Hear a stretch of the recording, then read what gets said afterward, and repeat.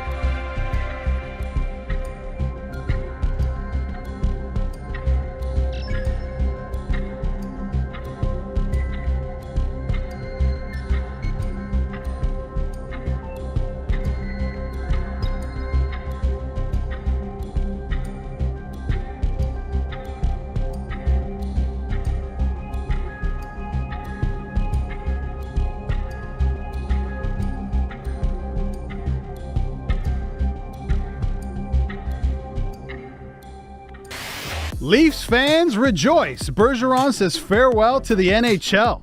The Jays win again, but what's that sticky substance on Grove's pants, you cheater? Nor drops by and gives some love to the Raptors bench mob. Remember them? And will Sinky start? It's almost a must-win for Canada tomorrow morning. It's the Homestand Show. Buckle up.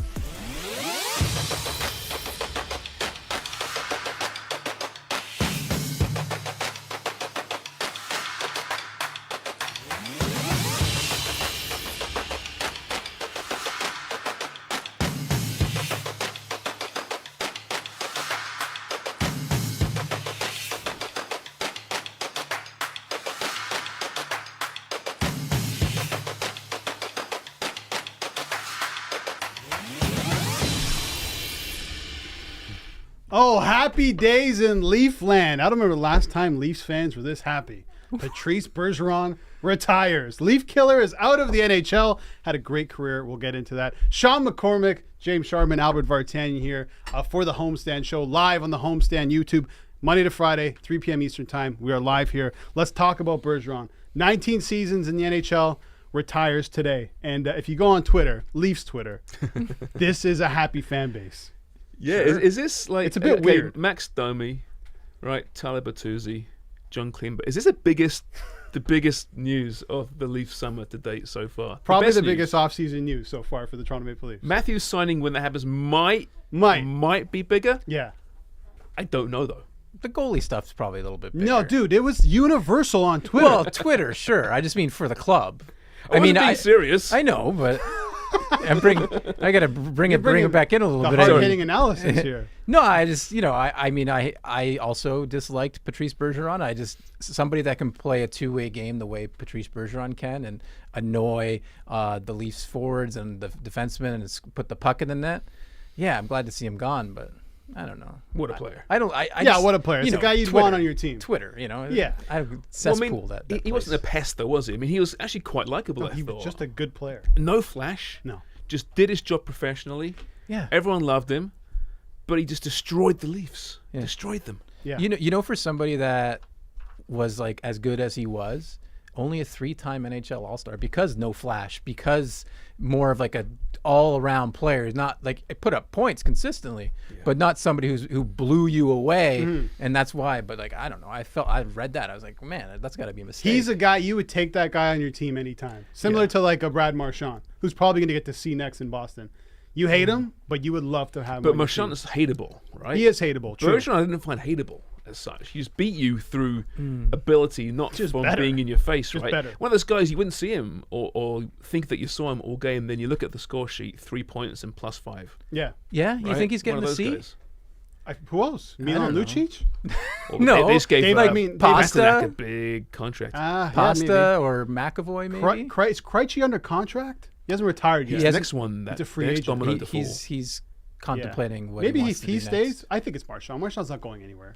but he's such a rat.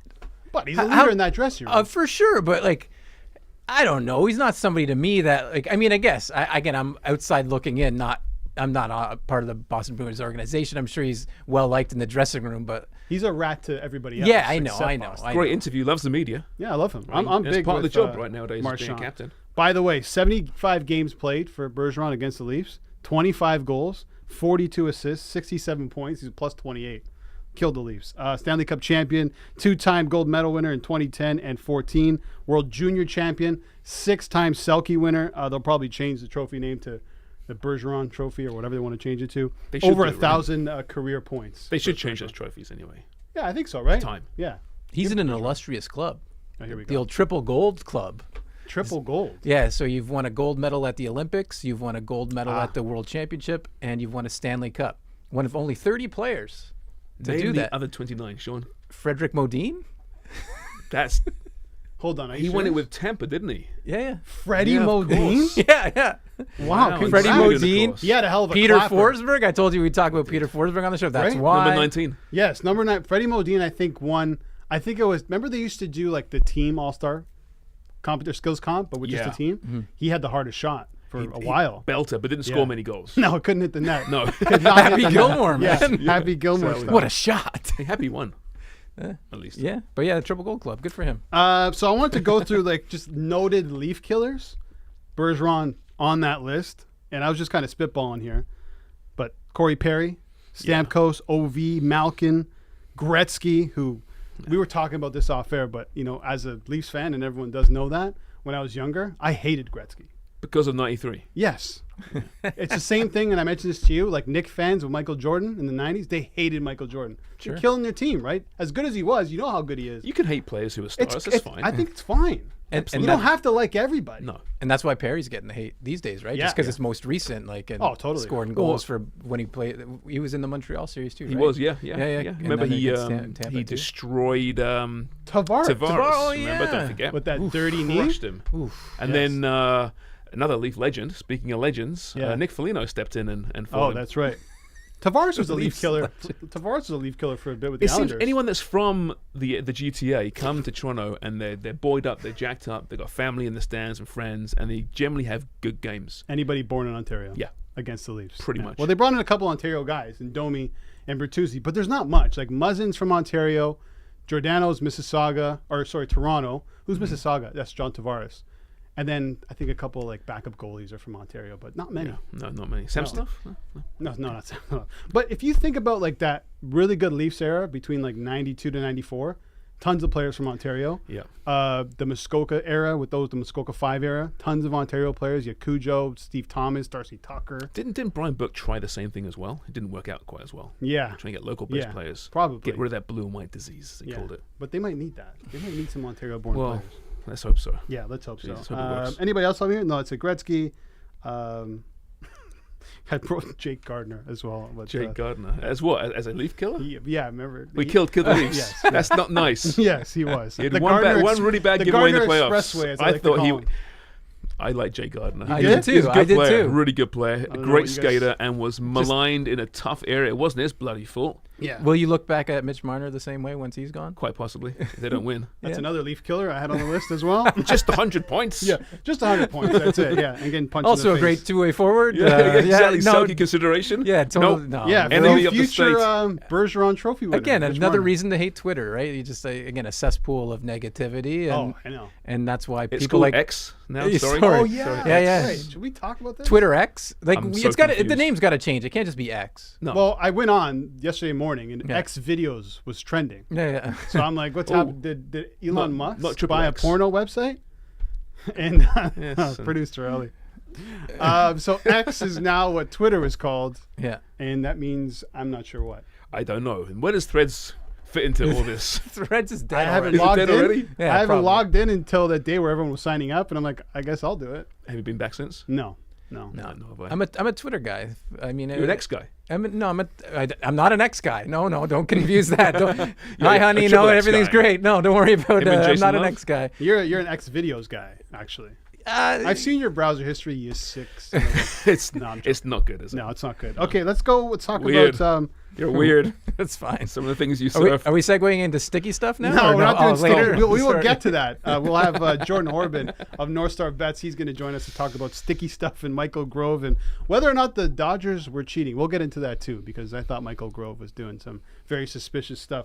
So Bergeron plays his entire career, 19 seasons with the Boston Bruins. There's a ton of one-team legends, Ellie, if you can pull up the board here. Just some notable ones. Kobe Bryant, obviously. John Elway, Magic, Bird, Totti at Roma, Giggs at United, Jeter for the Yankees, and Lemieux for the Penguin Sharks. Yeah, we thought we'd mix it up a little bit there, get some few variety of sports there. It's changed now, right, since the Bird and Johnson era, of course, because players move around so much, especially in the NBA.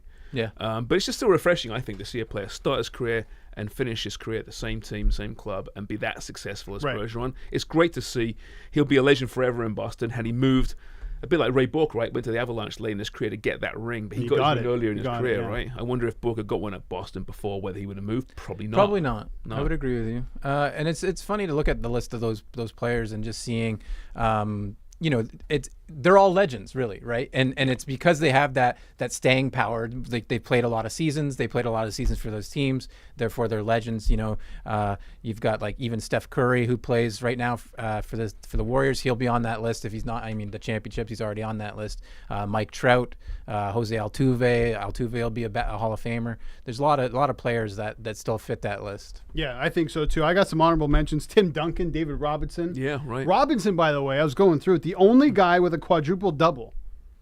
34 points, 10 boards, 10 assists, 10 blocks. Quad double. We should look into someone who's the worst player to play his entire career with the same team. Oh, that's a good one. Because generally speaking, they get moved on, right? If you're average, you get moved on. The superstars stick around. Yeah. That was There's me at gotta my be last some- job. Oh, was it? Well, but you made the move, right? You were Ray I Bourque. made the move. Yeah, You got to the ring. and now I'm a champion, right? Now I'm a I I mean, champion. there's no disrespect to him. Not a bad player, but not a superstar either. Udonis Haslem with the Miami Oh. Heat. He stayed there the whole time. Wow. He just Okay. retired, I What think. about Dan Marino, who went so long in his career? Yeah. Never He's- won he's a anything. super But I think just superstar, because though. he's never got won a ring, he's got so many accolades, like personal statistics, which again Yeah, we never won anything. I'm always like, anybody can move because if Gretzky gets traded, anybody can get traded. What the heck was that? I thought there was like a bat in here flying. Did you hear that? Well, it's an Ellie. yeah, so- there's an Ellie. That must mean Jordan Horrobin's on the horizon. You Oh, know? he's on the horizon. Also, Yeah. Jerry West, the logo, played with the Lakers. You got Dirk in the NHL, Yzerman, Lindstrom, Sakic, guys who stuck with mean- 2 teams for Sakic. Yeah, I mean, like Darryl Sittler played his whole career, did he not, with the Leafs? I feel like I should know that. I mean, again, it's different generation, right? Yeah, What players different did that. generation. Fewer teams as well. Let me take a look here. That means a lot more to fans, though, right? Mm-hmm. One guy to stick with the team for his entire career. Yeah, and again, you sort of like grow attached to them, and similar to like your Stamkoses and your Ovechkin. There's that like love hate too, right? Like some players, like fans of like, opposite teams, like grow to hate those players over time. You get that rivalry. Some players you like I'm an Ovechkin guy, but I don't care for Stamkos. I didn't really care for Bergeron. Yeah. What? You're an Ovechkin guy. I thought you were a Leaf fan. Sorry, just I like both. don't know if you can do that. I can do what I want. What do you think? we had a big conversation before we came on the air about supporting multiple teams. We had a guy in here, not a guy, producer Stevie Z, noted Toronto Blue Jays fan, shows up to the office today wearing a New York Yankees T-shirt. Yeah. and he just got absolutely That's unacceptable. I can't respect you anymore as a What Jays do you- fan. I can't. Well, You can't walk around with a Yankees shirt and Sure. then talk about how much you love the Blue Jays. A divisional rival? You just can't do it. Yeah. I mean, I wouldn't. I wouldn't accept. Say you wore a Braves T-shirt, I wouldn't accept that But either. even But still. no, it's not. Yeah, I wouldn't no, accept it's it. not But a divisional rival like the Yankees, Stevie Z. No. I not do good own an Ovechkin jersey, and I have worn it, and I do like wearing it, but it doesn't supplant my love for the Toronto Maple Leafs. Have you been to Wow. a Leaf game against the Caps? No, I have not. Would you? I would, and I would you cheer be for the hoping Leafs. to see Just like back in 5-4 20 barn burner and a hat trick yeah, for Ovi? yeah, something like that. Oh, back in what is wrong with 2017, when the Leafs played the Capitals in the playoffs, I was cheering for the Leafs. I didn't cheer for Ovechkin that series. But you weren't mad when the No, Leafs I was lost. mad. No, you weren't. Yes, I was. Okay, hold on. I know we got Jordan on the hook. We're going to bring him in shortly, Jordan Horrobin Yeah. of NorthStar Bets. But before we came on air, Yeah. I mentioned when Jim Balsillie was trying to buy another team in the NHL, which would have been put in Hamilton maybe, or Downsview, that was the wherever. It would have been plan. a second team in the GTA. You said you probably would have switched allegiances from the Leafs to the Hamilton, whatever he was going to call it. Yeah, I would have. That's unacceptable. I'm from Hamilton. You're a Leafs fan I'm to the kind core. of on his side with that because he grew up in Hamilton without an NHL team. If they suddenly get an NHL team, why can't he support that team? But he must cut cut the shackles. He cannot have any allegiance whatsoever to the Leafs. No, you I can't. would still go Leafs. No. You know what I mean? But go Hamilton. You're the go worst Leafs. type Trouble. of It's fan. not American No, sports. We need more hatred in the No, fan bases. I think that's fine. I think it's fine. Again, I'm not a Leafs fan cheering for Montreal or Boston or Ottawa. The Hamiltons, they're arch rivals now. If they grew a rivalry, derby. you know, maybe I would have to. QW It's automatic rivalry. Why? Just because nobody likes Hamilton? Because you know how many fake Leaf fans would go and become Hamilton fans, right? I'm just saying. Yeah. By the way, Darryl Sittler played for Philadelphia and the Red Wings. Okay, there you go. there. I had a feeling. Sorry, Darryl. But yeah, I know, totally unacceptable. I told you I have a buddy who was a Leafs fan his entire life and decided, hey, I'm going to become an Ottawa fan because the Leafs suck so much. Now he's a Sens That's not fan. good enough. That's not good enough. Now, if you grew up, you're older than a lot of us, and you grew up, say, being a Red Sox fan, and then suddenly in what year, 1970? Yeah. What year? 77? something like that. The At the Jays- X. At 77 sounds right. Yeah, the Let's go with Jays were that. born. I understand, and you're a Toronto boy. I understand why then you would support Toronto, but you must let go of that allegiance to the Red Sox 100%. I In fact, agree. you must hate them. After Jordan, I want to continue. I want one more question, but Let's get talk to Jordan Horrobin in here from NorthStar Bets. Jordan, I'm sure you heard this conversation. Do you support multiple teams? Please tell me you don't. No, I personally don't, and I think it's a matter of honestly, you can quietly support whoever you want, but if you are out loud in public addressing that you are rooting for more than one team, that's when it becomes bothersome. So keep that to yourself. I think just publicly root for one team, and then if that team's eliminated, then you say, oh, by the way, no, I was actually also a fan of this other team. No, nobody wants to hear that. It's like people that have multiple brackets in March Madness or multiple fantasy football teams. It's not of interest to any of us. So I'd say keep that to yourself. Yeah, Sean. but I mean, again, as an Ovechkin fan, and before that, even Peter Bondra, Olaf Kolzig, it's that I don't wish the Capitals any ill will.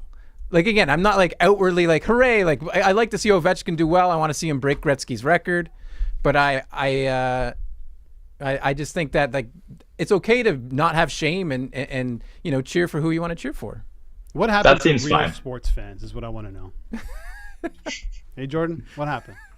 Yeah, from a bygone era, we'll never know. Yeah, I don't want anyone beaten down in the streets. I did say that before we came on air. I was joking, by the way. Even me? Maybe you. Oh yeah. No, I'm joking. Let's talk about the Toronto Blue Jays. A big win last night against the Dodgers, and someone who I did not expect to come through in the clutch in Dalton Varsho. I believe heading into that at bat, he was batting 145 in July. He's been struggling a ton, but do you think possibly this can be a turn in the right direction for Varsho, who's been struggling at the plate? Yeah, we can't totally rule that out. I do want to put a little bit of cold water on it. It was a single to right field that Jason Hayward misplayed, and the bases were loaded. And I don't know how Witt didn't score from first on that, to be honest. But still, it's about as cheap as a double can get. Which, hey, Varsho needs that. So it's great that he got it. I don't know that I'm going to say that one misplayed single in right field is the big turning point for Varsho, but hey, if it is, and that's what we're talking about a little ways down the road, not the worst thing. Jordan, what do the Jays do with George Springer? What do they do with George Springer? Well, they probably keep playing him. They probably keep paying him. And I would assume they're going to keep batting him first, unless he specifically says that he thinks someone else should get a crack up there. Because guess what? The second best guy that you might want to lead off, Bo Bichette, he's not a better option right now. So I don't know if you guys have somebody in mind to be the leadoff hitter. I really don't think there's a great option. Yeah, see, so that's the problem. So I think, unfortunately, he's going to have to just keep grinding through it. The big thing with Springer that I've noticed right now is his really inability to hit sliders. And it's not something that we've seen to this effect really in a lot of years. He's batting 147, I think, against sliders this year, and he's whiffing more than 35% of the time that he swings at them. So that's really, really bad. And if somehow he can kind of figure it out and pick up something out of a pitcher's hand or improve again at sort of seeing the spin on the ball, that could go a long way, because sliders are pitches that he's been sort of league average or above league average with in the past, and this year he's just getting toasted on them. Yeah, I mean, I think the Jays as a whole have been struggling against the slider. I've been sort of picking on the Jays and picking the under in a lot of these games when they're facing a fastball slider pitcher. Like you alluded to, I think you can't really replace either of those guys at the top of the lineup. I think you just have to pray and hope that they can turn things around. What do you think? Like you mentioned the sliders, and they're sort of rolling over a lot of double plays lately, a lot of runners stranded, runners in scoring positions stranded. Is there anything that you could maybe think that the Jays are doing differently when there's runners on? Like why are they struggling to cash these runners in, and why are they hitting so many double play balls? Yeah, that's a huge question. That's a potentially playoff deciding type of question to ask for this team, because most of the season we have seen clutch hitting be something that is falling by the wayside and something they haven't gotten a lot of, which again makes the Varsho hit yesterday seem all that more exciting, especially for him. But I do think, it's not an easy question to answer. To think that a two-strike approach is different than a standard approach, that's pretty normal. That definitely happens. And I know Bichette is a guy that we always look at as someone who kind of widens his stance, shortens his swing, and does things a little differently with two strikes. But yeah, I can't really put my finger on it. I think it's something that they obviously need to look at. I'm sure they are. And maybe you start by just taking the positive that you're getting guys on base, and just hope sort of as time goes on, you get some positive regression and start cashing more of those guys. Yeah, even I know they've been a little handcuffed with Kirk and with Jansen being hurt yesterday, and like a couple managerial issues over the weekend where they couldn't quite pinch hit for Kirk, and putting Kirk in a situation for Varsho. Do you think like that's something to look at too? Is it maybe like pinch hitting for Kirk in those situations? Because I mean he's had 3 double play balls in his last 4 games, I believe. Yeah, Kirk is a guy who I don't give him as much thought as I do sort of a Vladdy when I look at players who have really succeeded in the past that we're not seeing as much production this year. But last year, Kirk was an absolute problem, right? I mean, he was a guy who was really one of the best, if not the best, hitting catchers in the league. And we're not seeing that. He's hitting the ball to the ground a ton. Obviously, he's not a plus runner, so that's a problem. I think, yeah, you could look at trying to pitch hit for him more, but then you need to have the flexibility to have someone else come in as a catcher. So if that's Jansen, or if he needs a day off, who else is that going to be? Does that mean they might want to look for another catcher at the deadline? Probably not, because last year they didn't enjoy carrying 3 catchers, even though they kind of bragged about their flexibility when they did have 3. So I feel like we kind of have to work with what they've got right now, and hope that Kirk can kind of swing his way out of this. We're speaking to Jordan Horrobin of NorthStar Bets. Jordan, so Michael Grove yesterday started for the Dodgers, and I just want to get your take on this. So between the 4th and 5th inning, he had to go and change his pants because he talked to the umpire, and the umpire said, "What's that dirt? What's that substance on your pants?" And he said, "Go out and change your pants." And he came back and got absolutely lit up. Can somebody explain to me, if you have an answer, how he can be allowed to go and change his pants with a specific substance on his pants, come back, get lit up, and still be allowed to be in the game? We'll let you, Albert. So. Yeah, I really don't understand how that could happen. One thing that I would like to know, or at least would like to ask MLB to do if this isn't already a thing, is there like an official MLB forensics person, like someone that can take those pants? The Right. Pants are now officially out of the game, right? And then you have a third-party forensics person that comes over and just examines the pants. Let's see what's on here. There's clearly something. Is it the dirt and sweat buildup that Grove alluded to after the game? Is it something sticky that shouldn't be allowed? We can't say for sure. We can certainly speculate as we are right now. But if we had a third-party forensics person to come in, do some science stuff, and figure it out for us, I think we wouldn't have to ask these questions without getting an answer, and it would add some intrigue, I think, to the game. Yeah, some of these decisions make no sense to me. This happened with Clark Schmidt back in May with the Yankees. He was asked to go wash his hands and was able to pitch. Scherzer was asked to wash his hands but came back and it was still pretty sticky. Yeah. I think the umpire said it was the stickiest hands he's ever felt in his entire career. Yeah, no, Jordan, can I come over and examine your sticky pants? We've got, yeah, you're right, Albert. I mean, we've got Domingo Germán, right, who was who had an issue in April with the sticky hand, and they asked him to wash his hands. And then back in May, a second violation, and they then suspended him. That's probably what's going to happen with Grove now, is that the umpires are sort of on the lookout for him to maybe be a repeat offender, because I think you can't really suspend him if you're not 100% certain, which is, I think you're absolutely right. Somebody should take a look and see what is on the pants. I just think it's the next step, because they're doing a better job, but if it's sort of inconsistent in what they're doing, then there's going to be an issue.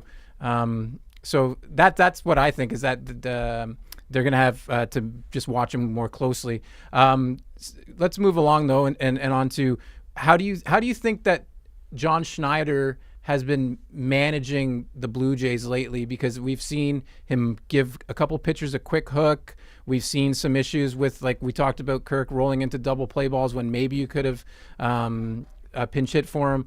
How would you assess what he's been doing lately, especially with the pitching staff? Yeah, I mean, I'll start by saying that I think any error or perceived error from a manager is almost always going to get more airtime or have more light shone on it than something good that the manager has done that we may or may not even notice. So it's not me totally coming to Schneider's defense, but I do think it's always going to be easier to pinpoint maybe a pinch hitting decision that didn't work out, or that maybe he should have made, or a quick hook on a pitcher that, then the bullpen ends up losing the game, that sort of thing. So it can be really challenging. We also aren't always certain of kind of where guys are at in their season health-wise. But with that said, I mean, it is important to kind of try to hold these guys to account and look at where Schneider's at, since he's now over the 1 year mark of having taken over for Charlie Montoyo. So I think overall he's done fine. I don't think managers honestly have a huge effect on a game to game, I should say, because a lot of it is just how things play out on the field. Obviously, pitching decisions are one of the biggest ones that it comes down to with the manager. But, he's managing health with guys, and we don't have the full reports on kind of how guys are feeling game to game. So I think he's doing fine. And unless something really glaring stands out, he's not someone that I'm really too worried about. Jordan, so we're going to get one more Manoah outing before the August 1st trade deadline. If you're Rox Atkins, do you need to see any more from Manoah, or are you just going right into the starting pitchers market for the trade deadline?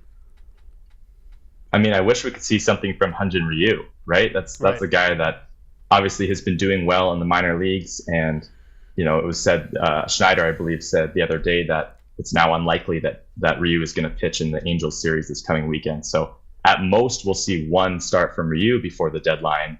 And then again, with one start from Manoah, it's not a big sample to kind of assess what you have in what is, as high end as a 6-man rotation and as low end as a 4-man rotation. So what do you do with that? It's hard to say. I do think kind of between Manoah and Ryu gives you a little bit of flexibility. If the Blue Jays don't add a starter, you can point to the fact that, hey, we have as many as 6 starters already, so why do we need to add somebody? That's not necessarily true, but of course, starters are expensive, even if they're on expiring deals. Do the Blue Jays have enough to add a starter and add to their bullpen and potentially add a bat that can succeed against lefty pitching?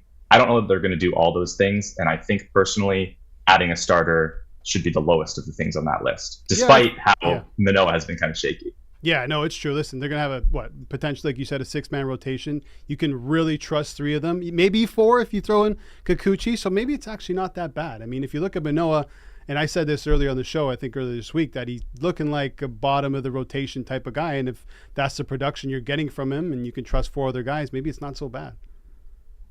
Maybe it's not so bad. I mean, the slider finally had some life last time out. That's pretty exciting. Gonna need to see more than that, because again, 1 start is not enough, I think, for us to draw any kind of grand conclusions, much as we may like.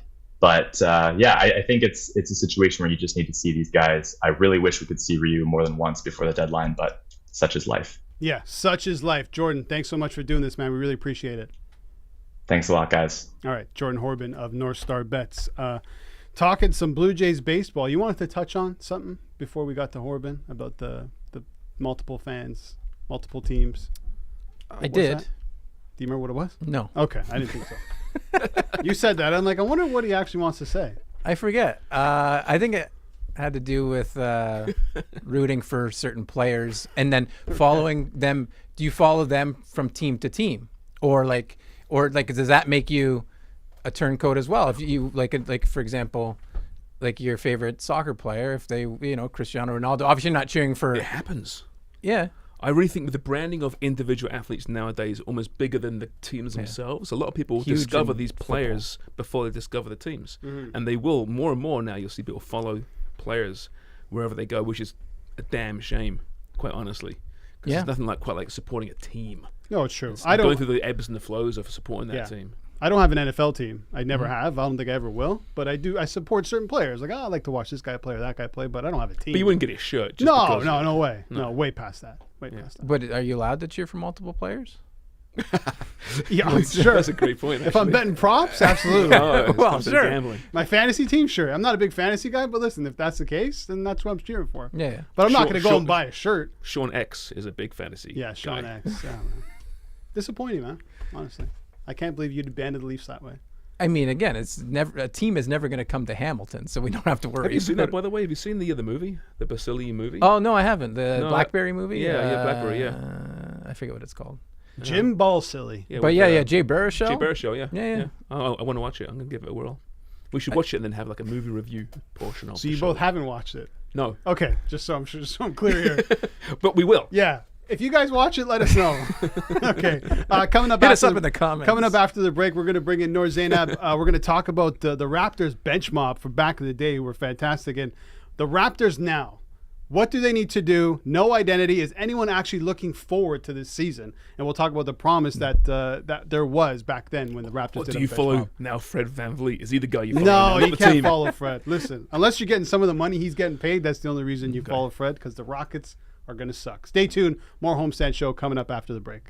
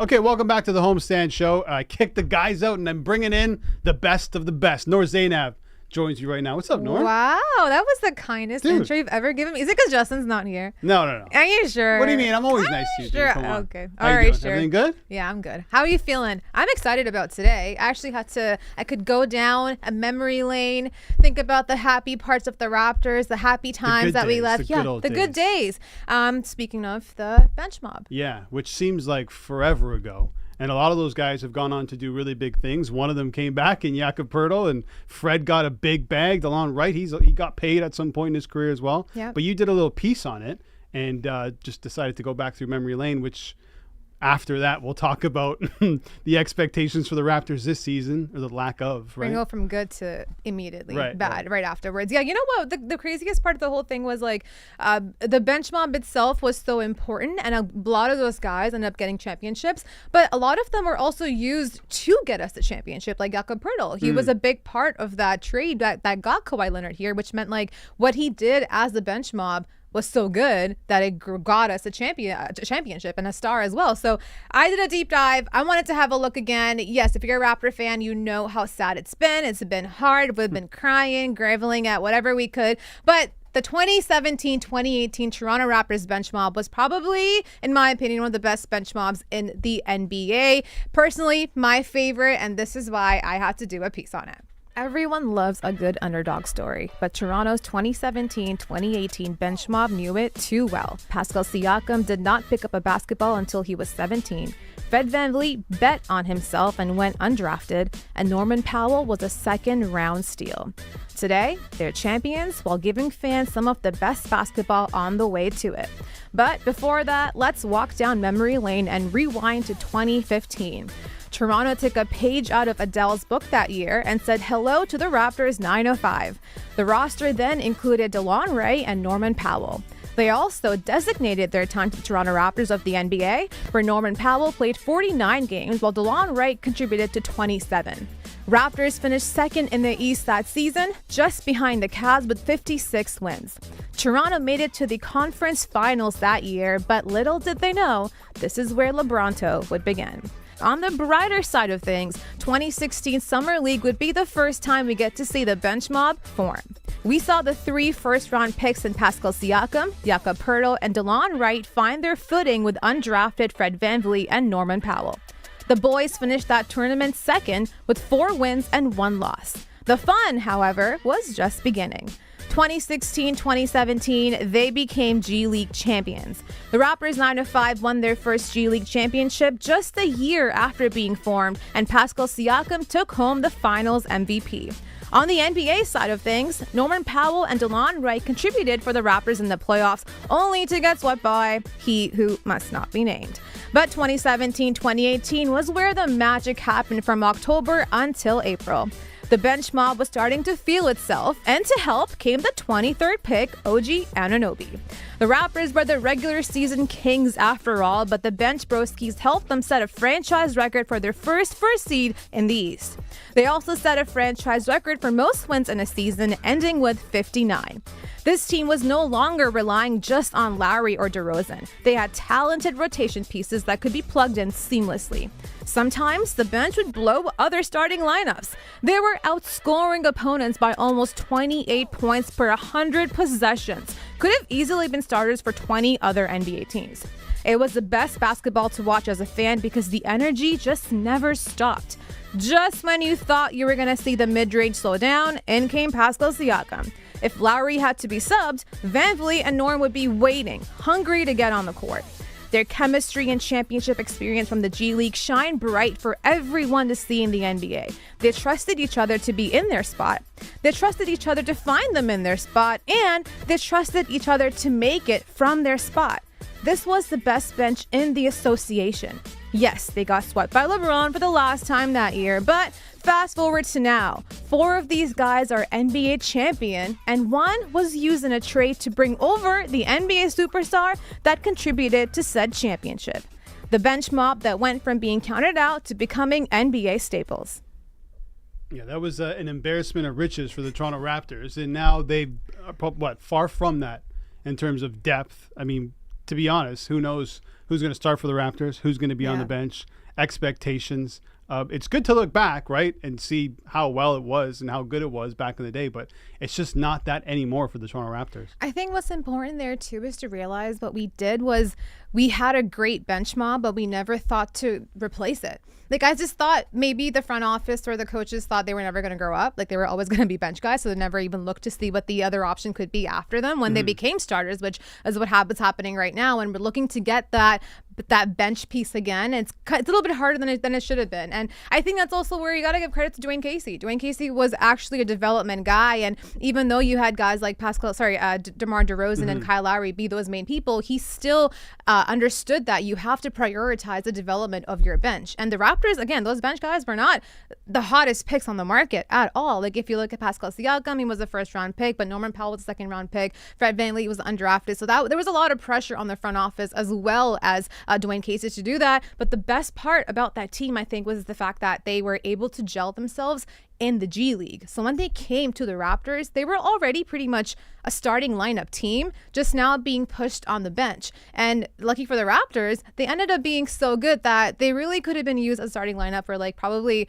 at least 15 other NBA teams at that time. What do you think, if anything, Masai Ujiri, even Darko to a certain extent, can take away from the bench mob era? What can they implement now with this team? I know it's tough to ask that question because there really is no direction, or maybe there is. We're just not privy to that information.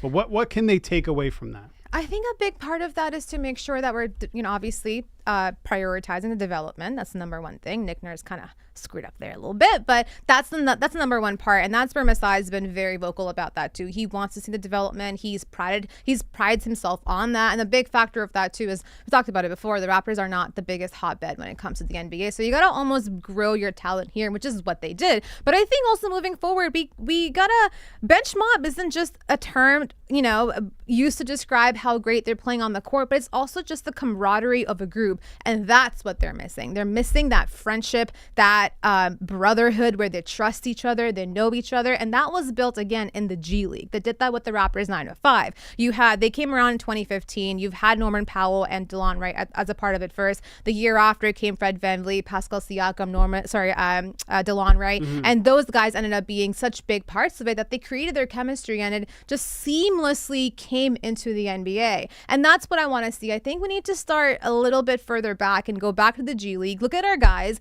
and Grady Dick and Jeff Dowtin Jr., who they've just signed on as well. And if they think that, honestly, right now there's such a lack of talent that they could even get starting lineup jobs right now for the Raptors. Probably. But if they needed to, I think we should still focus on the G League aspect, where the G League for the Raptors has always been about development, and they created obviously champions there. So I would like to see more of a two-way thing happening with the Raptors, at least rookies right now, and the G League. Yeah, and we have to remember, like, the bench mob was as good as they were a complementary piece to the team. They didn't win because of the bench mob, right? Those players grew into starters, a lot of them. Fred was coming off the bench for Kyle Lowry and, during the championship run. But the depth, the lack of depth for the Toronto Raptors is a big issue. I think you need to look back at that and see how we can build this team even more if you're the Toronto Raptors. But again, they were a complementary piece. And the Toronto Raptors now have to make decisions not only on depth, but what they're going to do with their starting five. Because as of right now, we don't even know who's going to be there. Do you there. even have an idea who's going to be their starting five? I think honestly, I would say, like, if you asked me 2 months ago, I'd say, okay, the only consistency there should be Scotty Barnes. But I'm at a point now where I'm like, could they shop him? Could they even check to see, like, what can he offer us out there?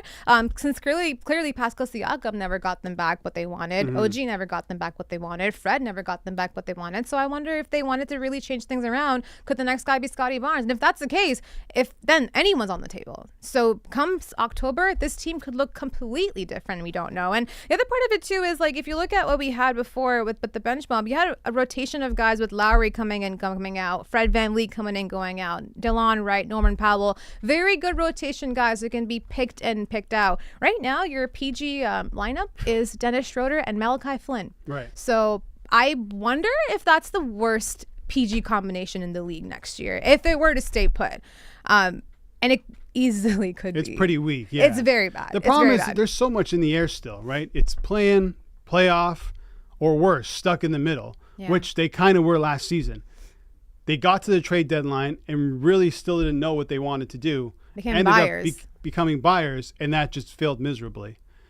Off-season, Freddie walks.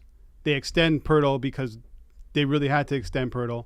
But there's too many questions. I mean, you have Siakam's contract. He clearly cannot be the only star if he stays with this team. Yep. What is Scotty? Is he the rookie Scotty, or is we're going to chalk it up to a sophomore slump? OG. Have we already seen the peak from OG, or is there more to come? Yeah. I think there's just so many questions, and I haven't talked to anybody. And I'll ask you, have you talked to anybody who's optimistic or looking forward to this next season? Not a soul. I think the Like only nobody, right? Yeah, not anybody. But the only way I think we can really turn this season around, not even turn it around, but just like give ourselves something to look forward to, something that's budding somewhere, is that we focus on the development. The Raptors find a way. I know it's going to suck, and I know they've tried it, but we got to get rid of Pascal Siakam. You got to get rid of those guys who are no longer a part of your direction, which you should go down. They may not have figured it out, but based off the pieces they have acquired, based off the coaching staff that they have, and based off the head coach, the direction should really just be development of the young guys and see what you can get out of that. So for me, number one thing now should be to shop Pascal Siakam, and that's what they just are not doing. I'm not sure what's going to happen there. I'm not sure if Pascal will be part of the team moving forward. He still could get traded while the year's still going on next season, but that's their biggest call. And while they still have that big question mark, the direction of that team is going to be completely up in the air. And the thing with Pascal, do you want to give him an extension that he may not be worth, just the same way that the Boston Celtics just did with Jaylen Brown? Yeah. I was just looking at the breakdown of these numbers. So it's the richest contract in NBA history, $303 million plus, $52 million in the first year, 56, 60, 64. By 28-29, he's making $69 million a year. It's just, when you look at those numbers, you feel like the Celtics are going to regret that. And I feel like if the Toronto Raptors, I think so. He was so poor in the playoffs. He's a good player, but he's not richest contract in the NBA type player. No, that's a lot. And if you give Siakam max money, he's a good player, but he's not the guy. We always talk about that. How can you give a guy that you don't believe is a true star a max extension? Yeah, I don't think the problem now though, Albert, is I'm not sure why we still have him here, because the only way in my eyes Pascal will come back and actually want to be a part of this team where he thinks that they've been shopping him the whole time, if they want to keep that relationship and not break it, if they are going to bring him back, is to give him that money. And if they give him that money, then they're screwing themselves in the foot, because they're going to go in the luxury. They're not going to have anything left over. Pascal makes a big chunk off that cap too, which is what's going to happen when they sign that extension. So in my eyes, yeah, like Pascal that trade should have already been done. I don't know what they're waiting for. All I do know currently is that the Raptors, Masai Ujiri, Bobby Webster, their reputation around the league has completely soured this past year. Now, I don't know if it's Masai Ujiri running the shots. I know he gave the reins over to Bobby Webster. And if you were to look back at when he did get the reins, maybe some moves make sense that, those things haven't been working out. So I do wonder, I'm like, is this coming from Bobby or is this Masai? And is Masai doing damage control? But at some point, they will have to take to the press conference with or without Pascal Siakam and explain what happened this year. Listen, if they keep Pascal, can they add a couple complementary pieces and make the play-in? Probably. Can they get past the playoff round? Probably not. And that's the position that they're kind of in right now.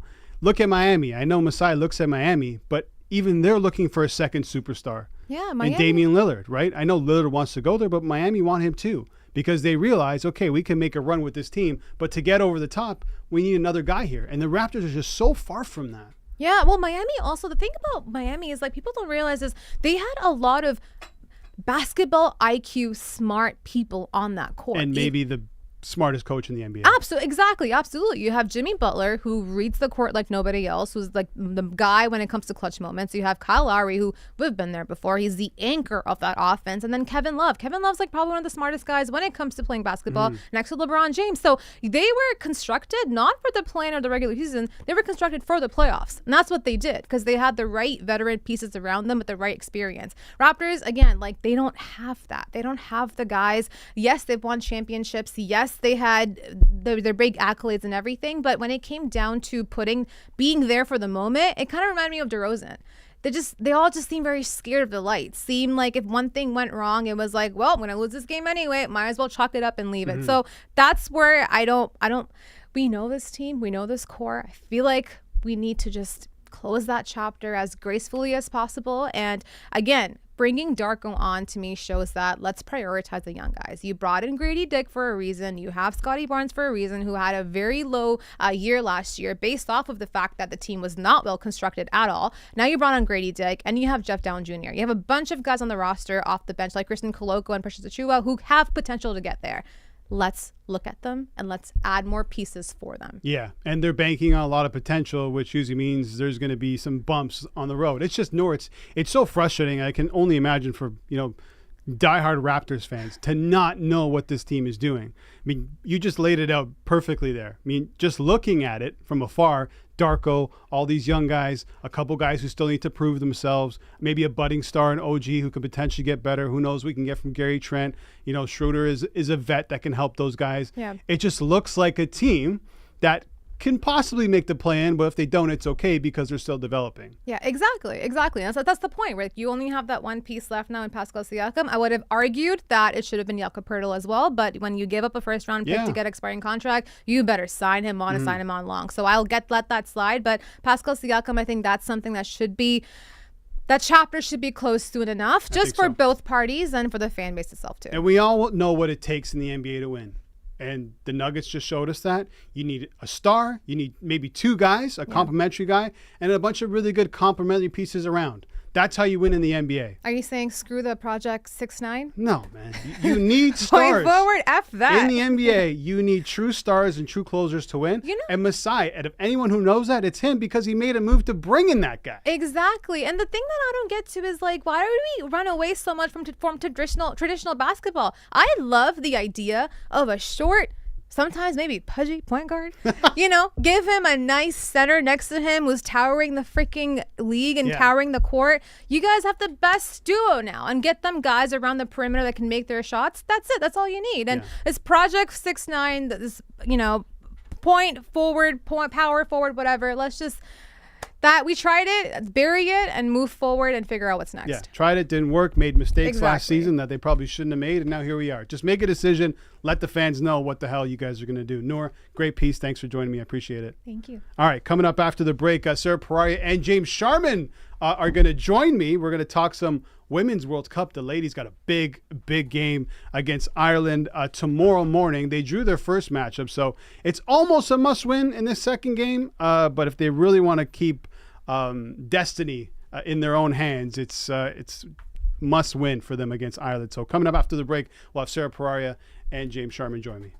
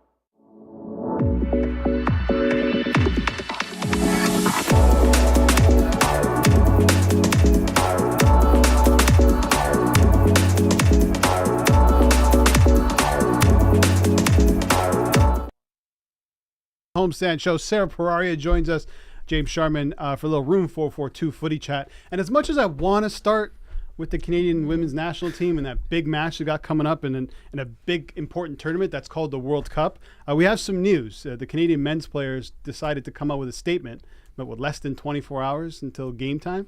What was said, Sharms? Yeah, and listen, this is all part of the labour strife. They're in the middle of these CBA agreements or negotiations, also for a short-term deal for the women during the World Cup. The men have come out with a statement essentially saying that the Canada Soccer is trying to force them to sign a deal quickly because of the Women's World Cup. They're now demanding that Canada Soccer stops using their images and likenesses in names. Marketing and advertising.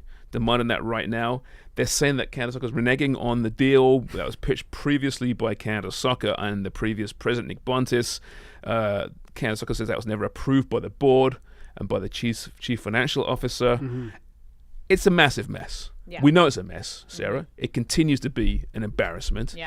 And for this to come out less than 24 hours before Canada plays essentially a must-win game at the World Cup, I hope the women signed off on this.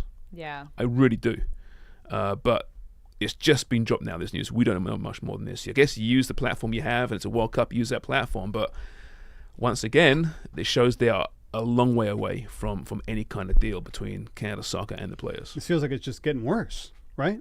I'm assuming the women don't know about this. Not that I Or didn't know about it, you mean? didn't, yeah. Because honestly, why would it come out at this time is what I'm thinking. Do you know what I mean? Like, I don't think they'd want it coming out because even if they said, sure, fine, you want to, release this, cool. But the day before their match? And I think in that case, you do it as a joint statement, if that was the case. Yeah. For the men just to do it. I don't know. It's fishy for sure. Now, that being said, I don't know for sure. I'm just assuming because of the way it's been released. But yeah, it's a dumpster fire is the word I'm seeing going around on Twitter, and it's so true. Like, this is not the time, and clearly there are issues. There's no trust between the players and the association, and it's exhausting. Like, I can't imagine the players themselves, the coaches, the staff. It just seems like I would want to stay far, far away from this if I was involved. I would want to get out. We were talking earlier about maybe Bev Priestman finishing up with Canada Soccer after this tournament. Who could blame her? Exactly. Really. I mean, I'm not pointing fingers at this point. Players, Canada Soccer, there's so much we don't know about this thing, but if you are Bev Priestman or even John Horrobin, I mean, listen, you're pretty well paid. I understand that. You're loyal to the cause. But in Bev Priestman's case, assuming her contract's up after this World Cup, I'm not sure if it is. But if it is, I wouldn't blame her 1 second by walking away because it's one headache after another. And they couldn't be any further apart, it seems. For I think it's been going on now for well over a year. Yeah, bear with us. We're reacting to this in real time. So we don't have all the details as to what's going on, if the women actually knew about this. And if they didn't, such bullshit. Such bullshit before such an important match. Where all the focus needs to be on the match. And I mentioned this before, but Christine St. Clair, I think it was before or during the Beliefs Cup, She Believes Cup, she was mentioning how she felt the stress of what was going on before. She felt it on the pitch. The rest of the players did. So if they didn't know about this, now heading into this matchup with, injuries and, like you said, essentially must win, this is not going to help anybody. Just last week she was asked about this, and she said, I believe, we're very close to signing a deal. A short-term deal for the World Cup. And this, from what I've seen so far, just perusing it quickly here, it doesn't seem to me that they're very close. Well, it also, can you imagine the women's reaction if they don't know or if they do know about it? Nothing's going to come out from them now, right? They're 16 hours before a game. If they win tomorrow against Ireland, there's going to be questions after let's say they play a really good game. Let's just say. Questions are going to be asked post-match. And how are you feeling about, the Canadian men's national team? And they're going to be thinking, we just smashed a game, or even worse, they lose or maybe don't play so well. Same question. Well, how are we meant to perform when all of this is going on, all this negativity, when we're meant to be focused on playing the game? Like this, I'm concerned about how this story is going to kind of come together and what's going to be released and their reaction. And honestly, it's so unfair. These ladies, like, they deserve more right now. And Bev Priestman will be asked pregame as well. Yep. Yeah. Right? Because they do those interviews with managers, and she'll be asked that. Yep. And then what do you do? I tell you what, there's a lot of excuses sitting there right now for this women's team Totally. Yeah. to not perform at this World Cup. A lot. Or they can use it as fuel. Hopefully, Right. galvanize the old squad. You never know. I really hope that's the Let's case. talk but about the match. Okay, can so we? Canada, Yes. Canada are favorites. They don't have to beat Ireland, but if they do beat Ireland, they put their chances of winning the group in their own hands and even qualifying from the group in their own hands. You put together a couple questions, big questions for this game. We have a board here, Ellie, if you want to throw it up. The first one being, does Christine Sinclair start or come off the bench? If I Yeah. put you in Bev Priestman's shoes, what's your decision? I mean, after game 1, I think we have to go. She comes off the bench. Listen, that's a super sub. That's a super experienced super sub. But I think we need to look at Ireland's pace. I think we need to learn how Canada reacted to the pace of Nigeria, because they were also a really fast team. Does Sinky still have that? No. Is that okay? Absolutely. But I think the whole idea is that we learn from the mistakes that were made and we fix them. So I think Sinky stays on the bench and comes on as a sub. That is not a bad option. And that's also, it's not any disrespect to her or anything, but they need to have girls that are able to take those chances, fire the ball in, and have the pace. Yeah, no, you're right. And Sinky nowadays doesn't have that. Now she's more of a linking type player now. She's not the goal scorer she once was. She plays deep in that number 10 position. Now, as we saw on the board, if Jessie Fleming plays, she should be in that spot. Yeah. And that's their preferred spot, I think. So I don't know where that allows Sinclair to play unless they change formation. Julia Grosso's also a very good player in that advanced role as well. Listen, we're all huge fans of Christine Sinclair, and she wasn't terrible in the last match, but she wasn't great. She's 40. Yeah. They're still building this team around her. That could be a mistake. And what an option it could be off the bench. If you do need a goal late in the what I'm game, the thinking. all-time leading goal scorer, men or women, off the bench, I don't care if she's 40 or not, coming off what that could do to lift the team up Massive. could be really important. Yeah, similar to, maybe not so similar, but close to when Ronaldo was on the bench for Portugal. Really and came similar off. World Cup, in fact. He didn't end up scoring, but you give that team a massive He boost. thought he scored, though, the way he yeah, celebrated. that's right, yes. But you give the team a massive Funny. boost. You mentioned that Jessie Fleming. We don't know if she's going to start yet. Starting lineups usually come out an hour before kickoff. But based on the way that Ireland play, they're going to concede possession to Canada. You're going to need a playmaker in there. Do you risk Fleming if she's available to go? Absolutely. The answer is yes. This is a World Cup.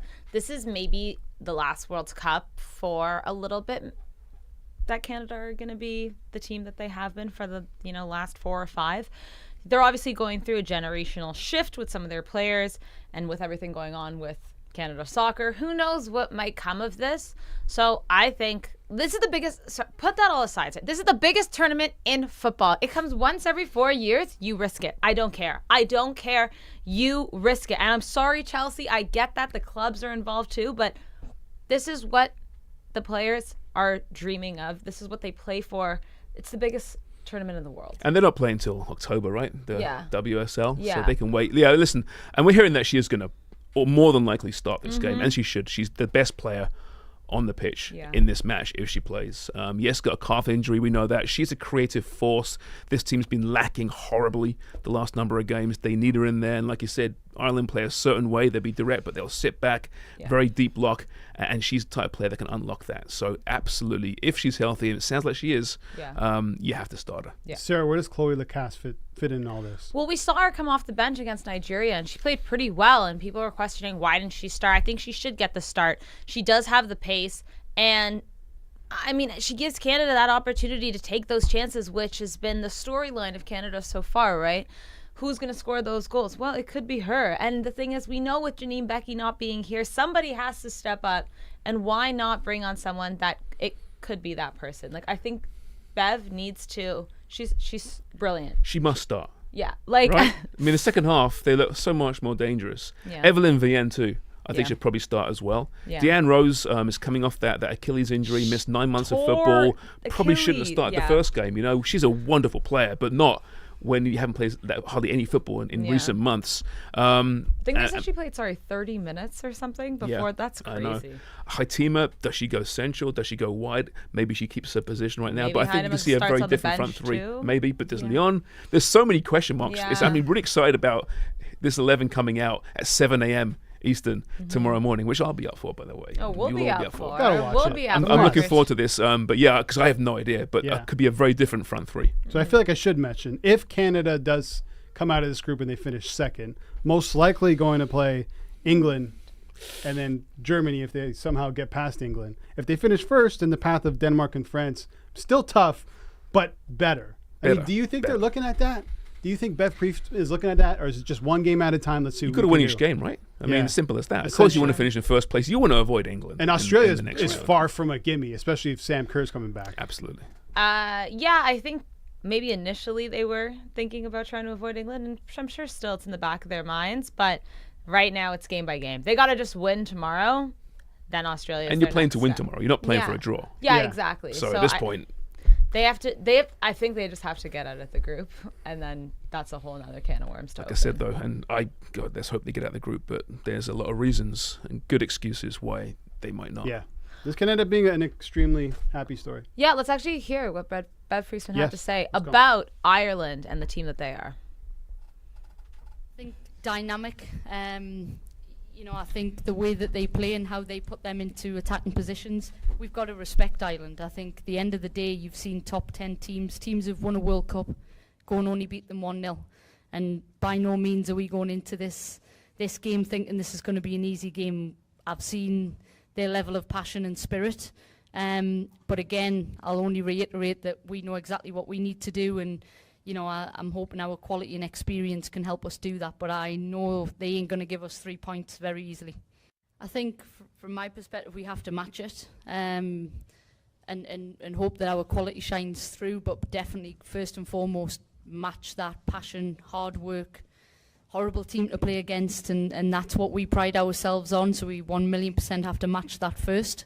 And they know that about Canada too. I think it's probably a two-way street, but I think ultimately we've got to stay with the process and what we think it's going to take to beat this Irish team and stay clear-headed, because I think there's parts of the Irish team where if you're not careful you can get drawn into that and it can take you down a route that's going to take us off task. I think we've got the experience in the team to ride that and bring out our quality when it matters. No, we apologize if you couldn't hear that. We couldn't either. Someone needs to turn up Beth Friesman's microphone there. But she's giving a lot of praise to Ireland. Yeah, she referenced that they're the type of team that can get into your head and they'll feed off of that. And with the situation Canada are in right now, they have to make sure that doesn't happen, because after we saw the way they played in the first game, they looked kind of aloof, and this could be something that Ireland could pounce on. But these are the games that I think teams need in the group phase. It's always a battle, right? Yeah. To find yourself for the knockout rounds, and you've got to find a way through these types of teams. And these types of teams can beat you, sure, but they can also allow you to raise your game and find a game. Nigeria were great. They grew into that match, and Canada weren't. Well, here's your opportunity. You're better than Ireland. Yeah. Bottom line, Canada's better than Ireland. Show that. Yeah. Exactly. Well, it goes for Ireland as well, though. Are they going to be that, Cinderella story? Winning, getting out of the group in the Be a world, surprise, it right? would be incredible. We actually took it to Homestand Twitter before we went live today, and I asked you guys, what do you think the result is going to be in this game? 62.5% said it's going to be a Canada win, 12.5% to Ireland, and then 25% said it was going to be a draw. And Canada can't afford another draw, I'll tell you that much. Man, that would take a tough game against Australia if you draw tomorrow. No kidding. Listen, they had a fight against Nigeria. They did, They're yeah. gonna have another fight against Ireland. I like their chances. They're favored tonight. So if you want to bet them, you got to pay a little bit of juice. But listen, if you believe in them, bet Canada. Also going down. Inter Miami against Atlanta United, and Lionel Messi is expected to start. Inter Miami favored to win this game. And I think they're also now one of the favorites to win the League's Cup, Sharms. Yeah. Yeah, they are. They're actually third favorites. Monterrey and Club America. They're at plus 900. It's just insane. It really is. But I guess if anyone can turn a team around, is this guy behind us. Yeah. Yeah, we'll see. It's also actually Tristan Miyomba's first start as well for Atlanta. So, what should have been his big day in the sun He's being overshadowed by that guy and by Nice. Busquets. Well but done. I can't wait for this one. Yeah. We saw what they did in half an hour on the weekend. To do it for a full 90 minutes, Oh, class. watch out. And also an MLS affair. I know it's Leagues Cup, Yeah, but yeah. two MLS teams. Yeah. Are we getting another Messi goal, Sarah? Yeah.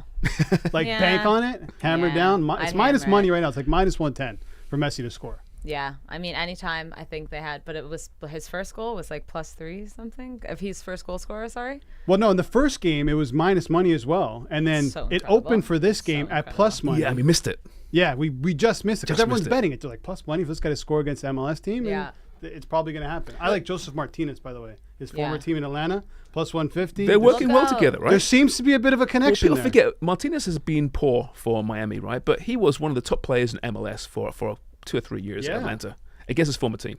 If this as well. guy's feeding you too, come on. This guy literally gives you gifts. Like Yeah. you're getting one of those. Go Messi ahead. too. Sorry, assist is what I was gonna say. Yeah. That's I think what you're saying. Martinez maybe to score, Messi assist.